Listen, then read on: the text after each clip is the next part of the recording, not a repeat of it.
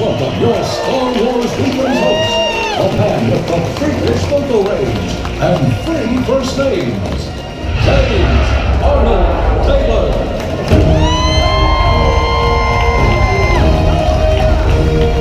Thank you.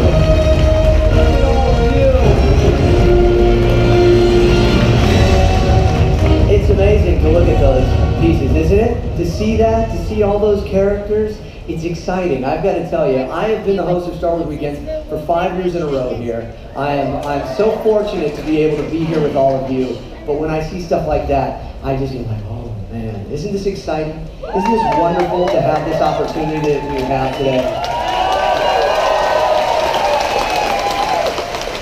Welcome to a very special conversation that we have exclusive to Star Wars Weekends 2015. This is a first. This is so exciting. How many folks were here the first day? Anybody see the first conversation we had?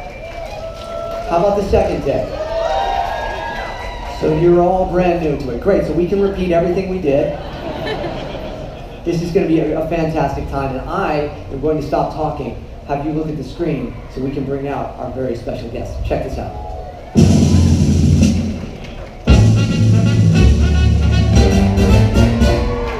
Be scared. Teaching Bernice here how to play checkers. Your move, Bernice. Bernice? Yes, now to our story. Big time showbiz. Waka, waka. Work hard, lad. Take the laughs when you can get them. Hi there, Mr. Honest. Are you by chance in relation to Frank Honest?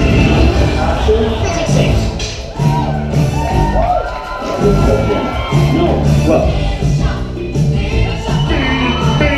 You gotta make a movie, you got a film?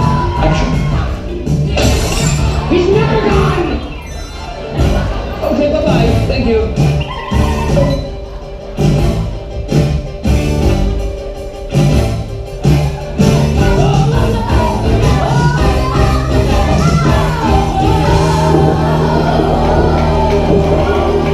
Here, sweet.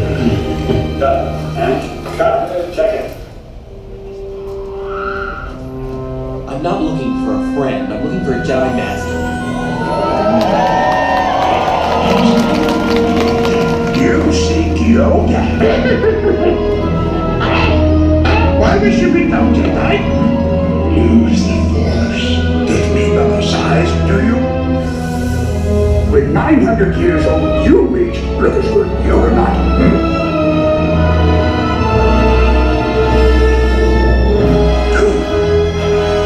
Do not. There is no try. You must feel the Force around you.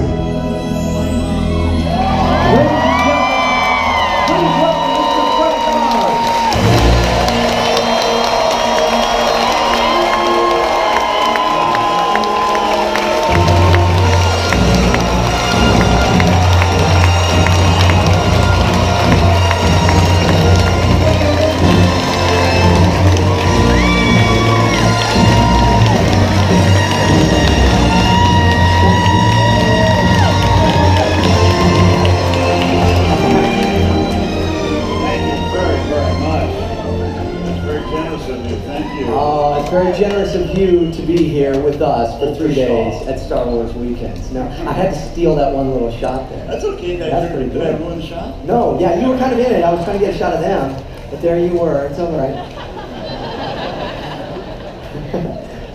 Frank Oz photobombed y'all, so there you go. Welcome, sir. Thank you. Thank you for being here. This is not your first time at Disney World, but it is your first time at Star Wars Weekends. Yeah, first time here. Thank you. And it's been magnificent. I mean, it's just wonderful. The reaction, you guys are just so warm and welcoming. It's fantastic. It's been pretty cool, yeah. It's great. And we have had the opportunity to sit down and chat every day at 5:15, Friday, Saturday, and now Sunday. And you were saying that we pretty much run out of questions. There's nothing else I have to say. Okay.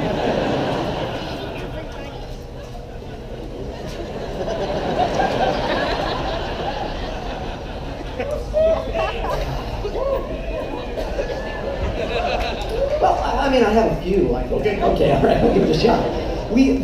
Yesterday, for those of you that weren't here, we did chat about characters. So many different characters, because you worked on this little show, Sesame Street and the Muppets, these shows.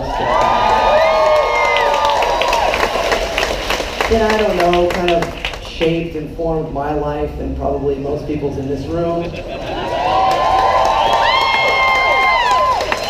Talking about comedy and timing and music and variety, and was that the intent with the Muppet Show, to show like old vaudeville, to show new, old mixed together? I mean, what was the intent with that show? Yeah, it was, again, I've said this the other two times, I've got to say it for you guys, that I'm here getting all the credit, but there are people, number one, Jim Henson, and then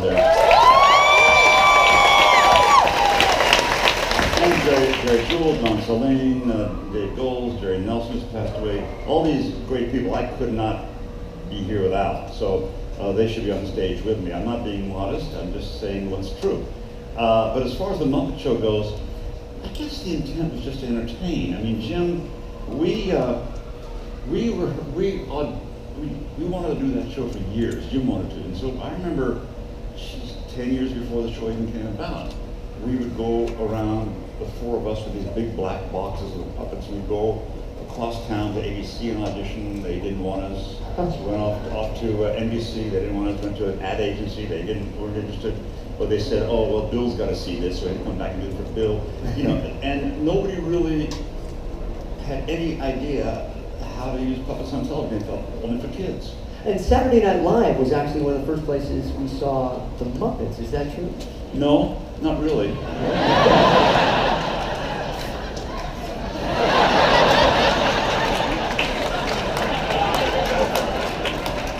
Is this how it's going to be?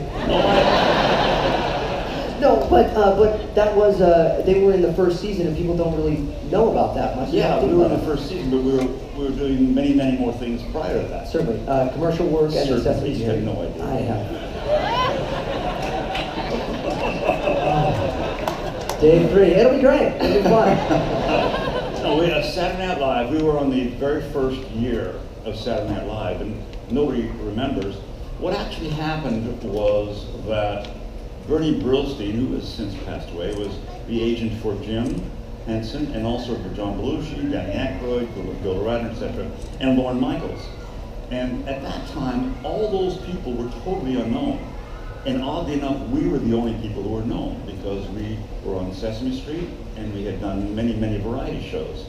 So we came on board, and as much as we really had a great time there, we didn't fit. Our humor, the Muppets' humor, is more explosive, and their humor is Saturday Night humor with Chevy and John and Danny, etc., are more casual, Second City kind of humor, and it just didn't mesh. And as much as we were friendly with John and Danny and everybody, it was difficult because we were taking time away from them. Each one of them wanted to be on camera. So eventually, it didn't work. But the end of that show, the end of that year, that's when we got the 24 half-hour shows guaranteed in London, and we did the show Muppet Show in London then. That's fantastic. Do you get the sense that Jim Henson felt satisfied with the Muppet Show and that this was a really fun, pleasing thing for him to do? Yeah, absolutely. I mean, this was, when I joined Jim, he had already been successful locally. He was in Washington, D.C. I think they're applauding success. I don't know if they were applauding success. Was that success or D.C.? I think maybe success. D.C. Okay. And he was on a local television for 8 years with his wife Jane and other people helping him. And then he decided to move to New York. He got an Emmy for that. And when he came to New York, that's when he had Don Saline, who made the puppets. He hired Jerry Jewell, one of my best friends, who became a part entertainer, part puppeteer, part writer. And then after about a year he was there, he had met me when I was 17, and he asked me to come to New York when I was 19 years old to try it part-time. And when I arrived there, my parents said I could do it, but I had to continue school. And I continued in Oakland City College for about 6 months, but it just got too exciting. and I let it go. And what I did is I learned all about the business from Jim, and we did hundreds of commercials first for the Muppets. Not the Muppets you know. They didn't exist then, but a couple Muppets called Wilkins and Lonkins. And, coffee. They sold coffee. We sold luncheon meats. Sold other characters sold toilet paper. Sold dog food. Sold gasoline. And that's how the Muppets really survived. And that was just the four of us in two rooms in 1964, 65, until Sesame Street came out in about 66. And then we stopped the commercials and we did Sesame Street. I think we know Sesame Street, a few of us maybe. And then going full circle, when we were on Sesame Street, people started to know it, and then we got into Saturday Night Live. Okay. So that's kind of the background. Thank you for correcting my error. That's okay. Some people do their homework.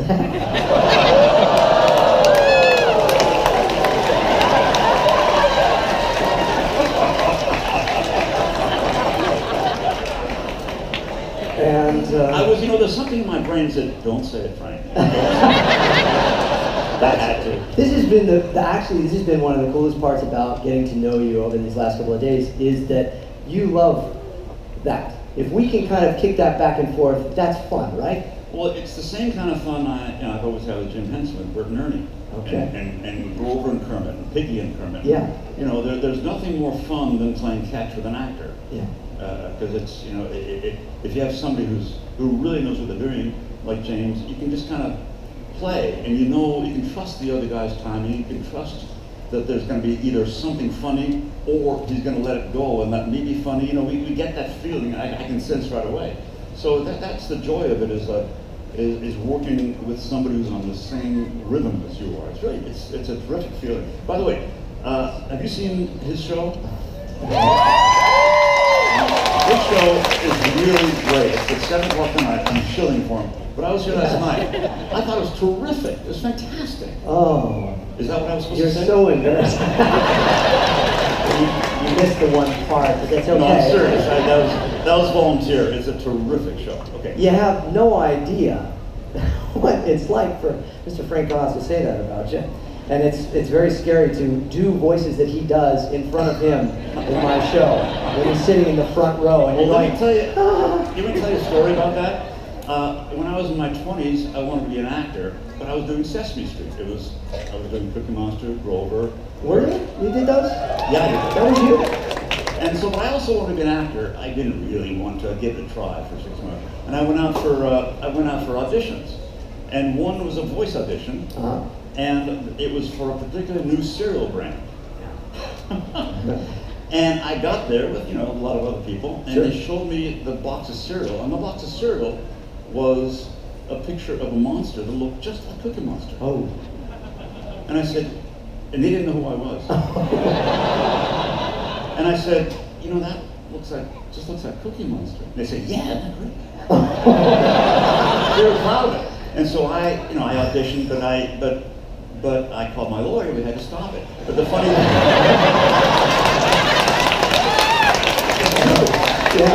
the funny thing is, they auditioned and I didn't get the part. I wasn't good enough to be Cookie Monster. Really? You just aren't Cookie Monster material, my friend. I'm sorry. Hey, so then you've got something here at Disney World called Muppet Vision 3D. Yeah. Talking about the legendary Jim Henson, this was one of the last projects that you worked on. Do you have any memories of working on that? Oh yeah. Jim was always breaking boundaries. The thing with Jim is, if there was something impossible, he wanted to do it. And we would always say, oh boy, Jim's got all these projects and he wants to do this thing or whatever it is, and he's really gone too far this time. He can't handle it. And every time he did it, he's amazing, broke all the boundaries. This particular one was an early version of 3D. And if you see it, have you seen the movie at all? If you see it again, you might notice that the first shot, a wide shot, goes on for a very long time. We don't cut. We continue the wide shot for a long, long time, and there are very few cuts in it. And that's because what, 25, 30 years ago? Yeah. They didn't have 3D as sophisticated as now, where you could cut, because the cut was too jarring at that point for the eye. So he had no choice but to have a longer, what is called a master shot. So if you notice that, that's the reason for it. The technology wasn't there. But Jim, Jim loved trying new things, loved experimenting, and this was kind of an experiment at that time. Yeah. He passed away towards the end of that, after we shot it, and I finished the Waldo part where he's the preacher, you know. Yeah. So I finished that for him. But I remember Michael Eisner, Jeffrey Katzenberg for Disney. When I was doing it, they said, "Okay, how much do you want to be paid?" And I said, "I don't want any money for this." I said, "What?" I said, "I don't want any money. I'm doing it for Jim." I said, "Well, you got to pay his son. How about $50,000?" I said, "No, I just don't want the money. I'm sorry." Well, they couldn't quite understand that, you know. And they said, what do you want? I said, I need socks. I need some socks. And so I finished it a month later, and then when I showed them the first cut, they came with a whole basket of socks. Mickey Mouse socks. Okay, I was going to say, that's pretty good. Awesome. Well, we certainly appreciate Muppet Vision 3D here, don't we? It's so fun. And walking through there, and so many of these fantastic characters. And again, you broke down the characters yesterday for us. We went through so many various Muppets, and it was really fantastic. But I really do want to focus on this one character that I think we all know and love very much, and why we're here, and that is, of course, Yoda. When did you first hear about Yoda? Was it right when you get the script, or did they, how did all that come about? Well, for those of you who were here when I said it before, I have to say it again because it's the truth. I can't make it up as just to please the new guys. Well, it'd be fun. It'd be fun if you did. No, what happened was I was shooting the Muppet movie with Jim and all the guys in Los Angeles, and they went to Jim first, and he realized he was running a company and couldn't do it. And he also knew that it just wasn't his thing. He could do things that nobody else in the world could do. He was brilliant. But there's a few things he knew that I could do also a little bit better, which is more, acting background. So he suggested me. And then they brought the designs to the trailer, my trailer, and there were designs that don't look like Yoda now. They looked like a wizened character, but it was all different kinds of wizened characters. But I saw one, and I thought, sometimes it takes me a long time to get a character. Like Bert took me like a year. Really? And others kind of accumulate slowly and eventually get there. But Yoda somehow, I know this character. Yeah. Why, I don't know, but I get it. And so when I said, yeah, great. And then I think, essentially, I hadn't seen the script then. We were talking about spread. Well, I was just wondering, when you first heard about it. So you heard about it first. It wasn't like, here's the script, here's the character. That's how you discovered it. No, I got the script. Actually, George gave me only my portion of the script. And he has a tendency to do that. Yeah, but I had to say, George, I can't do that. If Yoda is supposed to be wise, and maybe not knowing what's going on, but sensing it through the Force, I gotta know what's going on the whole thing. That's right. So he was good enough to understand that. Sure. And so I read the whole script, and that's, that Larry Kasdan wrote with George. And that was like 25 years ago, was it? Sure. Something like that? I don't know. Yeah. And essentially, I rehearsed for about 2 weeks, and shot for a week and a half, 2 weeks. I forgot. Really, it was just, and then it was really primarily just you and Mark Hamill with the crew. Me and Mark Hamill and Black Above with the crew, yeah. Yeah, and R2D2. And Kirshner, and R2D2, and Kirsch who directed. And then you come back and you do Jedi and Return of the Jedi, and Yoda, a very dramatic scene. I remember seeing Return of the Jedi at a young age, and Yoda passes away. Spoiler alert for anybody that hasn't seen it. That was an incredibly dramatic scene for all of us. How do you? Yeah, I was going to ask, how was that? Because were you thinking, I'm saying goodbye to this character for good now? I wasn't really thinking about that. When I do my work, I just focus on the moment. Okay. So I can't think of future. My job and my desire is to focus just on what I'm doing. And you know, I didn't want a dramatic death scene. I tend to work against things. Yeah. So that's why his head was turned away from Mark, so it wouldn't be dramatic. You know, so you wouldn't have a last gasping thing. I wanted it more delicate and soft. But it was dramatic for me too. Yeah. Yeah. And then he comes back years later in the prequels, as we call them, episodes 1, 2, and 3, Phantom Menace, and he is a puppet again. He's a puppet with Sam. Is it With Sam Jackson and Ewan McGregor and. It was Sam, and Ewan. Yeah, the two different. Weren't they two different ones? No, those would all. He was a puppet again only in the first one, and then he was replaced CG thereafter. But I love how I'm just telling you about this. This feels awkward. It's funny. I get totally confused about episode 1, 2, whatever. That's why I do have to ask. Yeah. No. So was it a very different experience working with all these new people and a younger Yoda? He's younger. Was there any? Yeah, I had to change do something a little bit with Yoda's voice and mouth and such to make it seem younger, a little bit younger. Yeah. That's kind of what I ask whenever I'm doing Yoda. I say, how old is it compared to Empire? Because I do have to adjust a little bit here and there. Yeah. But when you're 900 years old, and then there's what we're talking like a 18-year gap or whatever, it's not much notice. Yeah. But was it still fun? Was it still great to return to this character? I can't say it's fun out of the sense of aren't I having a good time. The fun for me comes from the challenge. Okay. That's the fun for me, is this extraordinary challenge, and getting to the point where George feels he's got it. Yeah.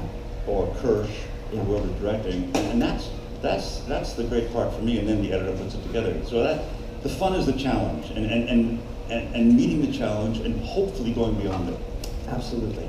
Do you mind if we take another question? We did this yesterday. Some questions from the audience. Sure, no problem. Excellent. So some of you got to fill out some questions here. We went through, and I have one here from Eric from Gainesville, and it really fits into where we're at with Yoda right now. Eric from Gainesville, Florida. Where are you, Eric? Eric, anywhere? Right there, right up there, raising his hand right here in the middle there. Stand up for a second, Eric. Look at that. You're about to get a question answered from Mr. Frank. This better be good, because we know where you're sitting. That's right. And he asked, what is your favorite Yoda affirmation or piece of advice that he gave? Is there a particular thing that really resonated with you when he was teaching Luke? Well, I think the thing that resonates with me, whether one is religious or not, is when he says the Force is all around you. Now you can have that as God, you can have it as the Force, you can have it as nature, whatever you want to interpret it as. But I think that's probably my favorite, because I think there is something there, whatever we choose to do. So that, to me, that has a sense of power, that we're not completely alone.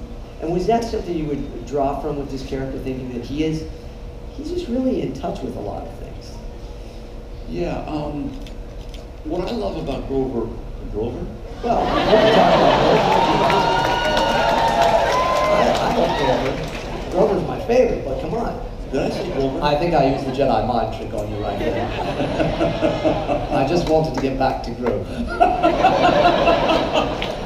Okay, so I get confused sometimes with the characters. I apologize. You've only done a couple, so no.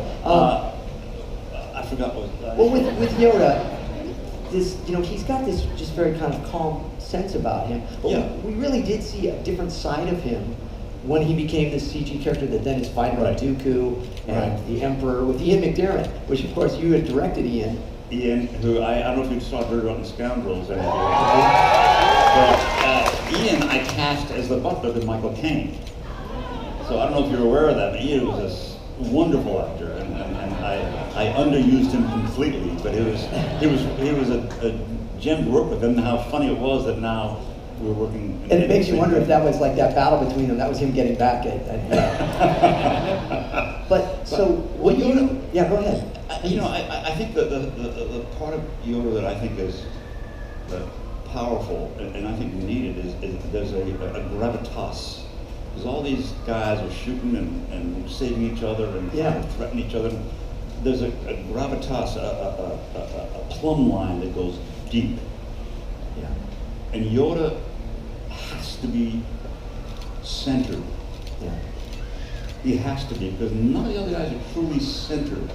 And I think there's a need for people to touch base to the center of what the Force is. And he, at the moment, is the last person, the only person who you can really touch base with. And so, to me, that's probably the most important thing for Yoda. Also, I like his humor, too. I think we haven't seen enough of his humor, so I like a little bit of both. But the gravitas is the most important thing to me. There's something that you've mentioned the last couple of days, and I think it really bears worth repeating, because all of us here on crew and stuff, we're all Star Wars nerds. We love all of this. And you said something that I'd never heard before about Yoda's language and the Jedis of past. Do you know where I'm going with that? Yeah. People make jokes about Yoda's syntax. And George never told me about this, but this is what I have come to believe, and I have a backstory for Yoda, and this is part of the backstory, that I think he talks that way for a reason. And it's a very serious reason. Because I believe hundreds and hundreds of years ago, this is the way Jedi actually spoke. They were quite formal and respectful to each other, and this is how they spoke. And so now he's grown so old that the younger people around him have no idea how they really spoke. So these guys talk like surfer dudes, rather, And he feels the responsibility, not unlike the Navajo or Cherokee or any Native American elders feel the responsibility to keep their language alive and their culture. Yoda feels that responsibility too, because that's how the Jedi formally spoke. And that's the reason he speaks that way to me. Doesn't that blow your mind? Isn't that like, oh yeah? Or that's like one of those, dude. We're gonna sit and like talk for hours on that, man. That is awesome. Thank you for sharing that, because you do this with each one of your characters. You develop your own backstory, yes? You don't do anything for no reason. There's always a reason why your character does something, why I do something, whenever somebody says, why'd you do that? I don't know. It's not true. There's a reason you do everything. And so when I have a character who I need to believe in and love, because if I don't believe and love the character, you won't believe and love the character, then I have to know why things are happening with him, at least have an idea. So that's important to me with all characters. And then, is that important to you, as I segue, watch this master segue, as a director, with your actors, that they know that? Do you feel that you get a sense of that? Do you get to kind of meet with them beforehand? How do you work a picture? When you come in and you are about to start a picture, do you come in and say, hey, here we all are, let's read through it, let's talk? Well, I always want 2 weeks of rehearsal beforehand. Is that right? Okay. Yeah, I don't necessarily always get it, because what happens, at least in a major motion picture like the $40, $50 million movies or 60, whatever, usually when you have 2 weeks of rehearsal and you have major stars, they're taken away for costume fittings, they're taken away for makeup tests, for hair tests. So the 2 weeks aren't a full 2 weeks, but I ask for it because if there's a relationship in a movie, like a married relationship, a man and a wife, for instance, or even buddies, whatever, sure. I hate the idea of them coming on the screen and us not believing their buddies are married. Yeah. And there's little subtle, delicate things that you do in a marriage, you just kind of wipe the hair off. Yeah. And I don't want that, or just a little extra word here or there between a line. That's stuff that's very personal after you've been married for a few years or been a buddy for a few years. And that's the stuff I need to get on screen, or else you're not going to believe it. So that's number one. Okay. Yeah. And then essentially I work with the actors any way they want to as they rehearse. Some actors will say, leave me alone, I know what I'm doing. Others actors will say, can we go through the script page by page? And my job is to support the actor. So whatever he wants or she wants to do, I'm happy to do it. Talking about that relationship, though, this is one of my favorites, and it's truly one of my favorites, Death at a Funeral, that you did back in '07. And yes, please applaud, because it's a fantastic movie. And if you haven't seen it, you better see it, because it's fantastic. It is all about those relationships, Yeah, and that's it. I don't know how you couldn't have had that without that. Yeah, well, I did a movie before for like $100 million. It was Stepford Wives, which to my mind did not work. In part because it was not the movie I had intended. But nevertheless, that's my responsibility, nobody else's. So I wanted to go back to what for me, is a low budget movie, which is $10 million. That for somebody else it's not, but for me it has been. So it was really important to be able to get back to the heart of actors working with each other in relationships, and I love that. So that was the reason I did Death. Okay, and then Bowfinger, which is, as somebody that's in show business, but what's it like directing two legendary comedians like Eddie Murphy and Steve Martin? How do you go about something like that? Well, with those guys, the worst thing in a comedy is to try to be funny. Yeah. And what I mean is, nobody wants to see you try. Yeah. They just want to be funny. And with Steve and Eddie, they don't have to try, they are funny. So that was a tremendous step forward. What I do with dramas and comedies as a director are different. When I'm in a drama, like I've had with Brando and De Niro and Norton or whatever, I'll observe. I'll observe more on my decisions on such. I'll go in occasionally and say a few things. But essentially, they know what they're doing. They don't need my help. And I'll shoot it in such a way that I believe I have it, okay?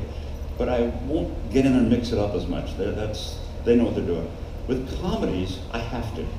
I have to get up in my chair and I gotta try stuff. Because comedies are much more dangerous than dramas. And the reason to me comedies are more dangerous is because every time something's not funny, it's that less of a comedy. And so every time a joke doesn't work, that means your comedy is going to work that much less. And so I've got to go in there and try things all the time. And ask him to try a joke this way and try to do this. With Steve, I'd say, hey, listen, can you take it down 10%? And he knows what I mean. Take it up 20%, he knows what I mean. I can do it different ways because I really don't know at the end of the day what's going to work. It's in editing and previews that I'll try these things. I believe I know, but the truth is I don't know. When no one I believe the best thing in a comedy is not to know how to do comedy. Because that means you can discover. If you know how to do, somebody says, hey, I know comedy, I'd run them for the hills. Because you shouldn't know comedy. Comedy is something you discover. And comedy is something should be unpredictable. Yeah. Well, speaking of comedy, speaking of unpredictable. For me, that's just me. No, it makes sense. Go with it. I think it's good. Little Shop of Horrors. There was all these cheers when we were watching before you came out, and I could tell there was an energy about that. There is something there. It is a strange combination. Would you call that a black comedy? It's kind of. I mean, yeah, it is. Yeah, I was very fortunate. I mean, I had done because of Jim Henson, and he asked me to co-direct Dark Crystal, which should now be like a $200 million movie. Yeah. And I did not co-direct. I helped him direct his movie. Okay, he had the vision. I helped him direct his movie. But then he asked me to direct the Muppets Take Manhattan, and so I rewrote that and did that. So David Geffen saw that and asked me, and I remember saying no first. I said, no, I can't do that, because I didn't understand it. It was like a plant, weighed a ton, 14 songs, special effects, guest stars. I couldn't get my head around it, so I said no first. Really? Yeah. And then how long before you came back? And then I did it, and he was shocked. He says, nobody said no to me. But I wasn't trying to be, obstreperous. I just didn't know how to do it. And then I was doing a job in Toronto, some commercial or something, 4 weeks later. And then somehow I got the key. And the key was that those 4 girls on stage came in from stage right or stage left and exited stage right and stage left. And I realized it's film, it's 360 degrees, so I can have those girls bop anywhere. And as soon as I got that, that was the key to open it up for me. Let me tell you, I don't know if you ever heard of Howard Ashman. Howard gave me the best advice for Little Shop of Horrors. Now, Little Shop of Horrors, boy, I'm talking a lot. Well, and for those that don't know who Howard Ashman is. Howard Ashman wrote Little Shop of Horrors. He also did the lyrics for Beauty and the Beast. He also did the lyrics for Mermaid. I mean, he's brilliant, okay? But when I finally said yes, then I started really getting into it and doing some nonsense director-actor stuff to myself, like saying, well, what's the motivation for Seymour to do this and everything? So I asked Howard to lunch, actually, at the Plaza Hotel. This is the best advice he ever gave. I sat there with Howard and I said, Howard, I have some questions. I said, when Seymour does this, what does he really want? What's the motivation? And I said, when Owen does this, Ravello does this, what's the motivation? And he says, Frank, this is supposed to be stupid. The best advice I ever, and I said, oh, I get it. It was great. Well, do you mind taking another question from the audience? Of course not. It would really be awful if you said yes. Yes, yeah, I do mind. No, I'm not having a ball. Okay, here's the thing. This really comes back to when we were talking about two other characters. Jeremy from Denton, Texas. Jeremy, where are you? Are you out there? Jeremy, raise your hand. Stand up if you're there. There you are. He had to check if that was really him. Jeremy from Denton, Texas asks, Yoda versus Super Grover, who would win?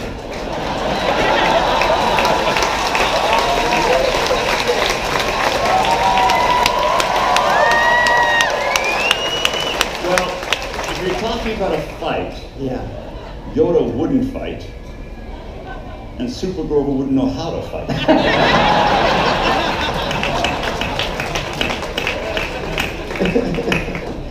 I think that pretty much sums it up. There it is. Yeah, excellent. Well, ladies and gentlemen, I just, on a personal note, have to tell you, again, as the host of Star Wars Weekends, as a voice actor, as a performer, I have met so many people and have had the honor of interviewing so many folks. You, sir, changed my life before I ever knew you, and you've changed it for the better all the more now with your grace and your friendship and your kindness and your incredible, talented, lovely wife and your amazing, talented friends that have come here. You brought a wonderful, wonderful happiness to the last few days of Star Wars Weekends 2015. And from the bottom of my heart,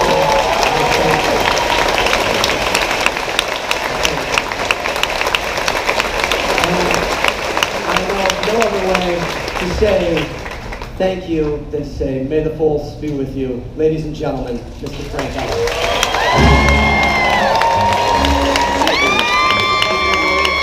Thank you, guys. Thanks up there. Thank you.